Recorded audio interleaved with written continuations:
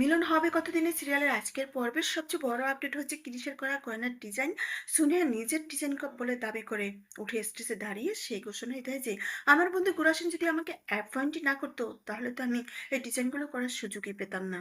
মৈনাক তার প্ল্যানটা যেভাবে সাজিয়েছে সুনিয়া সেই অনুযায়ী কাজ করছে গুরাসিনকে পাওয়ার জন্য। উপস্থিত যারা ছিল সবাই ডিজাইনগুলো পছন্দ করে এবং সুনিয়াকে অ্যাপ্রিসিয়েট করে। গোরার বাবাও সুনিয়াকে কংগ্রেচুলেশন করে সেন্ট জেমস জুয়েলার্সে। তখনই ভীষণভাবে রেগে যায় ঐশী যে তোমার করা সব ডিজাইন দাদাভাইয়ের বন্ধুর ডিজাইন বলে চালিয়ে দিচ্ছে। জিজুর এটা করছে আর দিদি কিছুই বললো না। তখনই এলা বলে যে ক্রিস এই ডিজাইনগুলো তোমার তোমার ক্রিয়েটিভিটি অন্য কাউকে আমি নিতে দেবো না, আমি এখনই সেটা প্রমাণ করে দিচ্ছি। কিন্তু ক্রিস এলাকুসকে আটকে দেয়। ঠিক সেই মুহূর্তে মৈনাক সেনের সকল ডাকাত দল চলে আসে।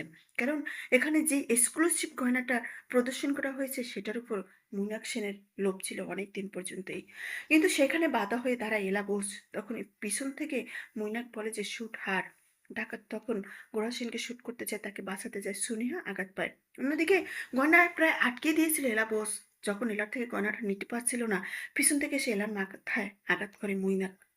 অন্যদিকে সুনেহাকে নিয়ে বাড়িতে চলে যায়, সেখানে ডক্টর ডাকা হয়। ডক্টর সুনেহাকে দেখে এবং দেখভালের দায়িত্ব পড়ে গোড়ার উপরে। আড়ালে এসে ডক্টরকে অনেকগুলো টাকা দেয় মৈনাক, সেটা দেখে ফেলে এলা। এবং ডক্টর এটাও বলে যে এই ক্ষতটা নকল। তাই সুনিহার মৈনাকের মুখোশ খুলে যায় এলা বসের কাছে। ওদিকে সুনিহা এলার বেডরুমে মিররের সামনে দাঁড়িয়ে বলে এত বছর পরে গোরা সেনের বাড়িতে এবং গোরার বেডরুমে এন্ট্রি নিয়েছি, গোরার লাইফে আমি এন্ট্রি নিয়ে তার সময় নিব না।